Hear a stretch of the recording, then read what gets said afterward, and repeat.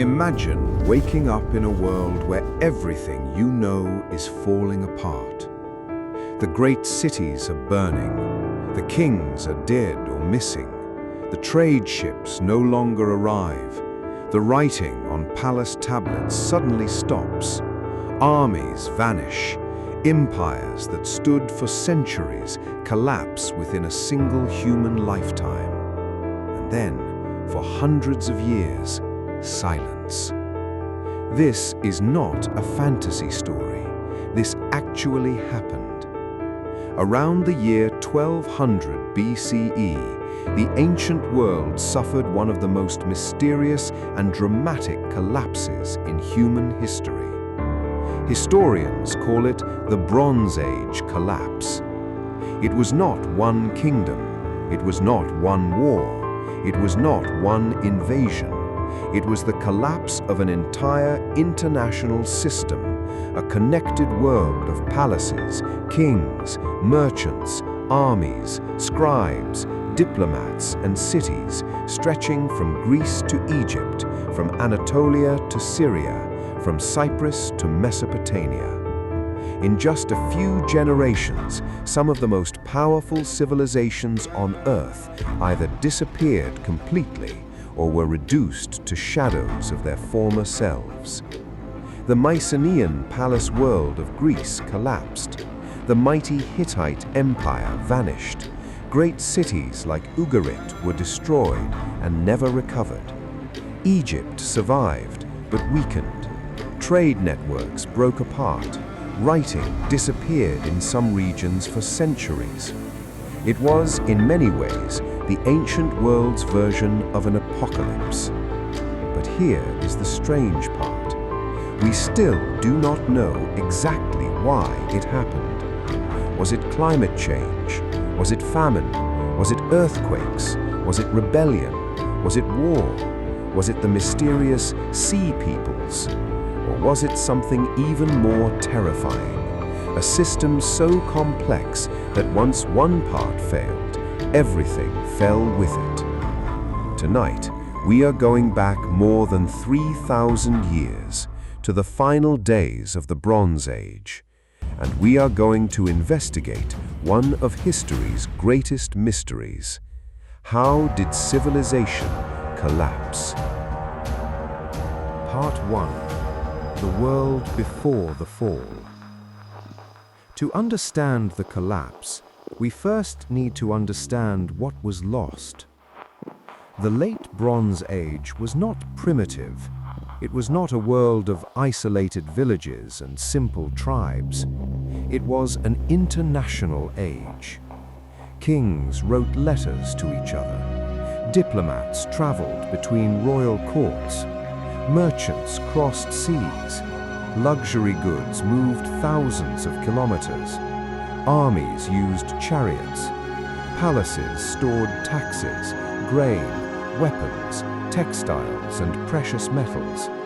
Scribes recorded everything on clay tablets. In many ways, the Bronze Age world was surprisingly globalized. Egypt was one of the great powers.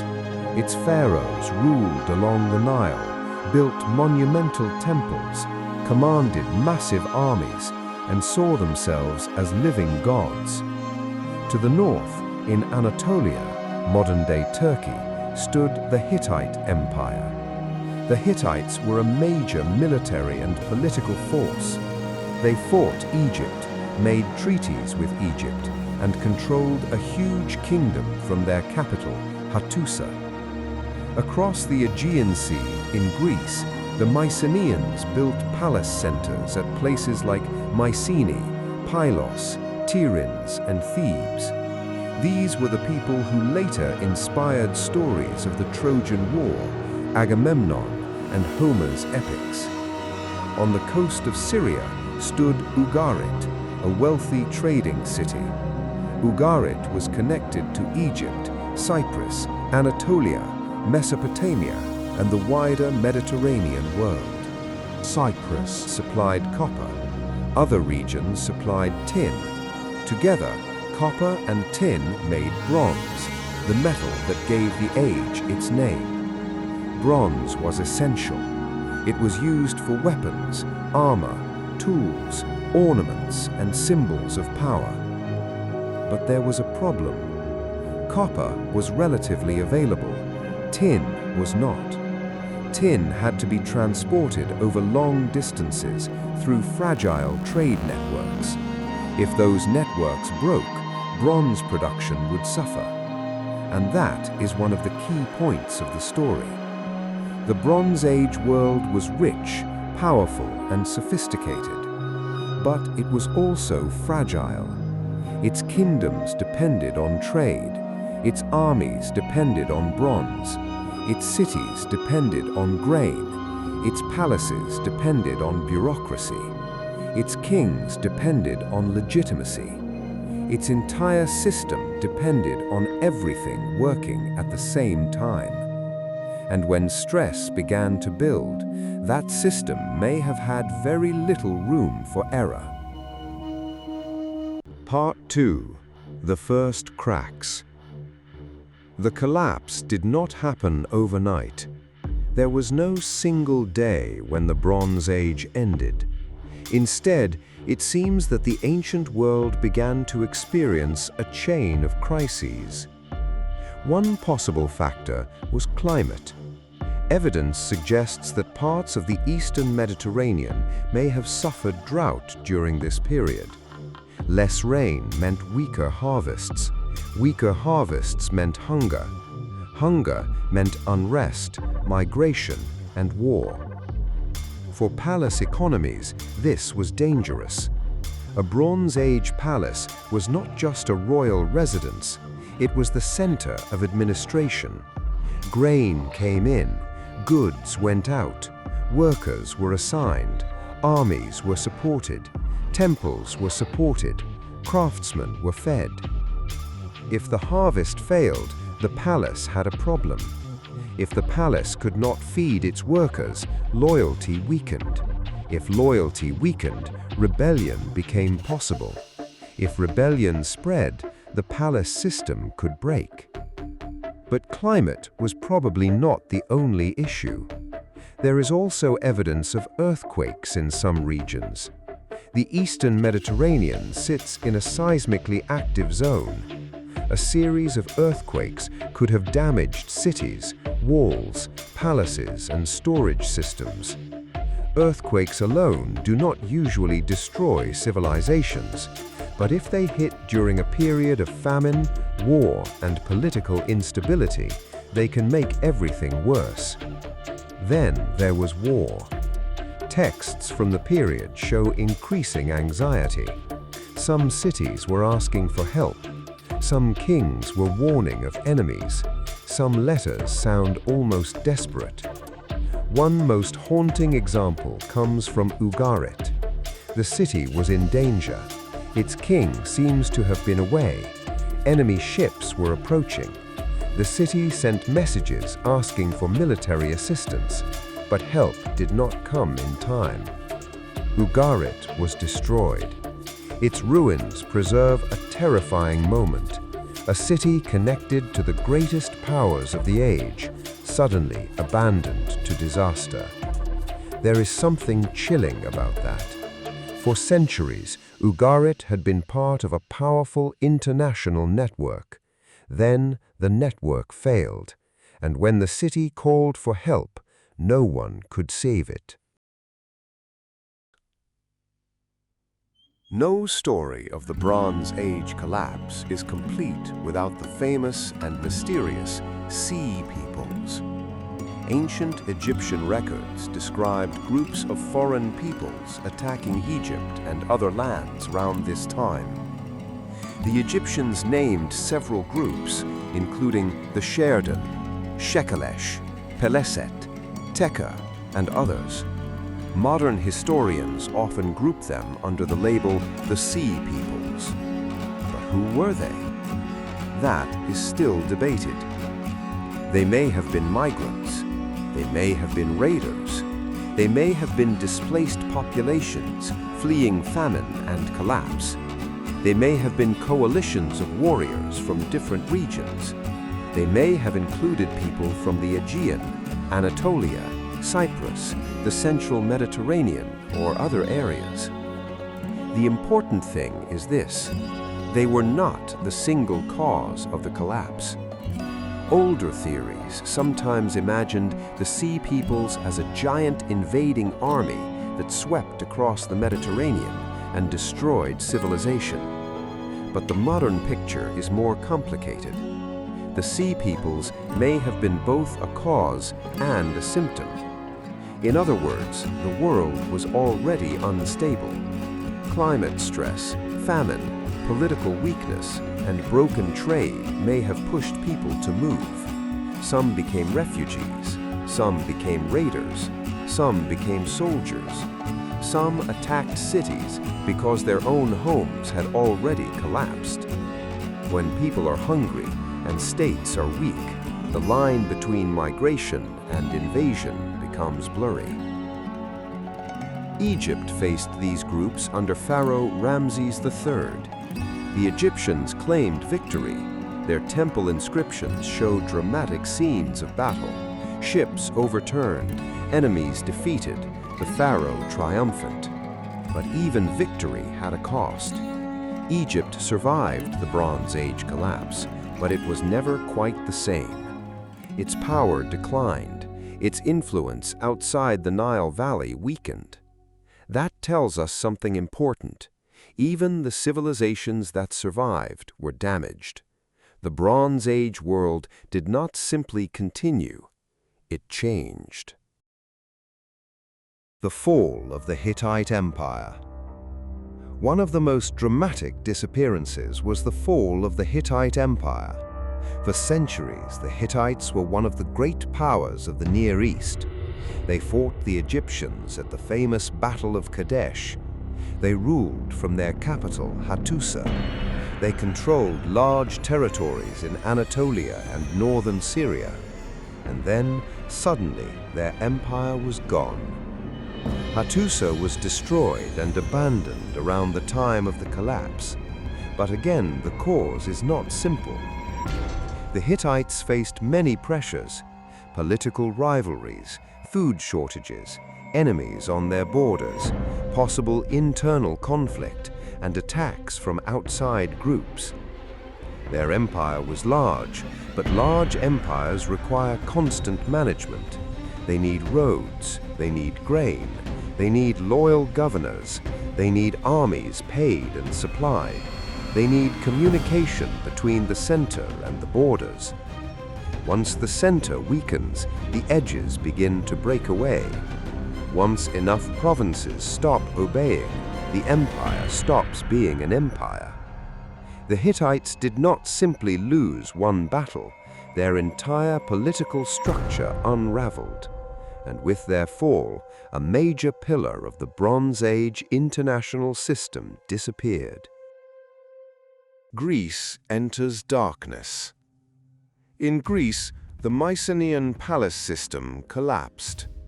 The great palace at Pylos was destroyed. Mycenae declined. Tiryns suffered destruction. Other centers were damaged or abandoned. Before the collapse, Mycenaean Greece had a bureaucratic system. Scribes used a script called Linear B to record goods, workers, offerings, weapons, and palace administration. These tablets were not literature, they were accounting documents. They tell us of a world of centralized control: sheep, grain, bronze, chariots, textiles, land, labor. Then the palaces fell, and after they fell, Linear B disappeared. For several centuries, Greece entered a period often called the Greek Dark Age. The term is debated, but one thing is clear: the complex palace system was gone. Population seems to have declined in some areas. Long-distance trade became more limited. Large monumental architecture became rarer. Writing disappeared from Greece until a new alphabet arrived centuries later. Think about how dramatic that is. A society that could organize palaces, armies, scribes, storage systems, and international trade lost the habit of writing. Not because humans became less intelligent, not because culture vanished completely, but because the institutions that needed writing disappeared. Writing was not just a skill, it was part of a system. When the system collapsed, the writing collapsed with it. Why did everything fall together? The most fascinating question is not why one city fell. Cities fall all the time. The real question is, why did so many places fall around the same period? This is where the idea of systems collapse becomes powerful. The Bronze Age world was interconnected. Egypt needed trade. The Hittites needed grain and stability. Mycenaean palaces needed bronze and administrative control. Ugarit depended on maritime commerce. Cyprus depended on exporting copper. Merchants depended on safe routes. Armies depended on supplies. Kings depended on prestige. If one part failed, it affected the others. Imagine a chain. A drought causes harvest failure. Harvest failure causes famine. Famine causes unrest. Unrest weakens kingdoms. Weak kingdoms cannot protect trade routes. Unsafe trade routes reduce bronze production. Less bronze weakens armies. Weaker armies fail to defend cities. Cities are destroyed or abandoned. Refugees and warriors move across the region. Their movement creates more pressure on surviving states. Now repeat this process across the Eastern Mediterranean. That is how a crisis becomes a collapse. Not one cause, a cascade. This is why the Bronze Age collapse feels so modern. It was a world dependent on networks, a world of international trade, a world where elites assumed the system would continue, a world where many people probably did not understand how fragile their civilization really was. Then the shocks came too quickly, and the system could not absorb them. What was it like to live through it? It is easy to talk about empires and systems, but what would this collapse have felt like to an ordinary person? Imagine you are a farmer near a palace city. For your entire life, the palace has existed. Your parents knew it. Your grandparents knew it. The king's officials collect grain. The temples perform rituals. The scribes record everything. Soldiers guard the roads. Merchants bring strange goods from distant lands. Then the harvest fails. The officials still demand grain, but you have less to give. Prices rise. People leave. Rumors spread. Someone says ships have attacked the coast. Someone says the king has lost a battle. Someone says the guards are angry. Someone says the palace stores are empty. Then, one night, you see fire on the horizon. Maybe it is raiders. Maybe it is rebels. Maybe it is your own enemy army. Maybe it is your own people turning against the palace. The next morning, the roads are full of refugees. The palace that seemed eternal is gone. No more scribes, no more officials, no more stored grain, no more protection. Now survival is local. Your village, your family, your weapons, your food. Civilization does not always end with a dramatic explosion. Sometimes it ends when the ships stop coming. Part 8. The End of Bronze, the Rise of Iron. After the collapse, the world did not end. Humans adapted, but the world that came after was different. One major change was the increasing use of iron. Iron had existed before, but during the Bronze Age, bronze was often preferred for many tools and weapons. Over time, iron became more important. Iron had one major advantage: it did not require tin. Tin was rare and dependent on long-distance trade. Iron ore was much more widely available. This mattered in a post-collapse world. When trade networks broke, societies needed materials they could access locally. Iron was not instantly superior in every way, and early ironworking was difficult. But over time, it changed the balance of power. New peoples and kingdoms emerged. The Phoenicians became great sailors and traders. The Israelites and Aramaeans rose in the Levant. In Greece, small communities eventually developed into city-states.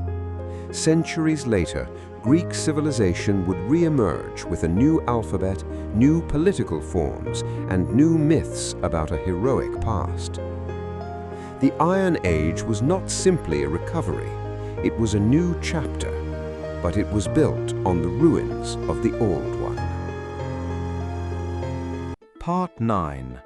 Memory of a Lost World.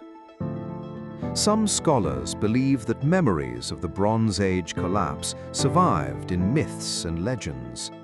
The Trojan War, for example, may preserve distant memories of conflicts from the end of the Bronze Age.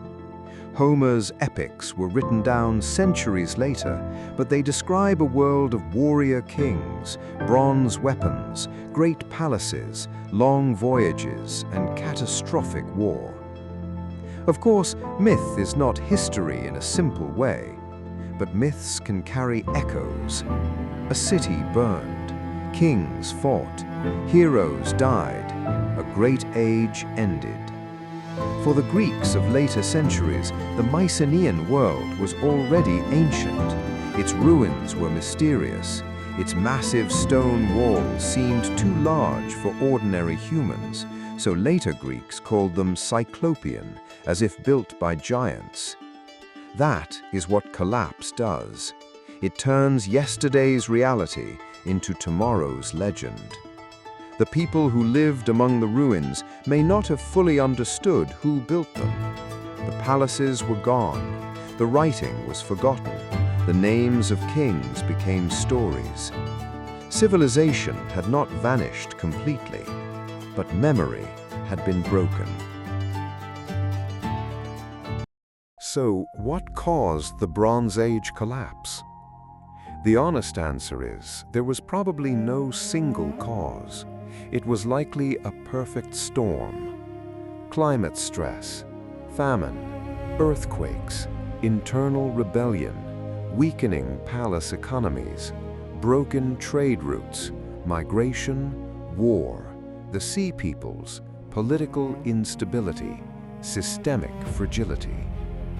Each factor alone might have been survivable.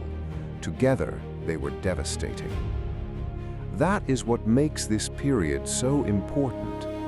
The Bronze Age collapse reminds us that civilizations are not just buildings, armies, or kings. Civilizations are systems. They are made of food supply, trust, trade, communication, institutions, technology, and belief. When those systems work, they can appear indestructible. But when too many parts fail at once, even the strongest empires can collapse. The Hittites probably did not believe their empire would disappear. The kings of Ugarit probably did not believe their city would be erased. The scribes of Pylos probably did not know they were writing some of the last documents of their world. That is the haunting part. Most people living through history do not know they are living through the end of an age. They think tomorrow will look like yesterday, until it does not. Around 1200 BCE, the Bronze Age world broke.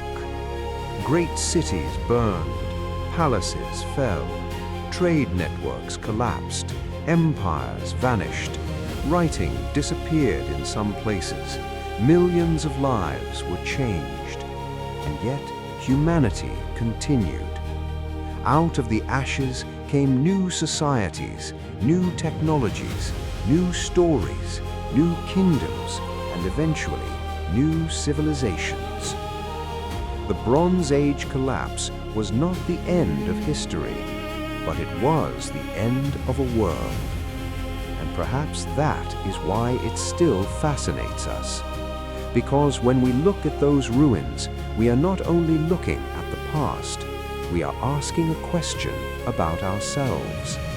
How strong is our world, really? And if the systems we depend on began to fail, would we see it coming? This was the Bronze Age collapse, the night civilization forgot to be itself. If you enjoyed this journey into the ancient world, leave a like, subscribe, and write in the comments which historical mystery you want to explore next. Because history is not just about what happened, it is about what human beings do when the world changes forever.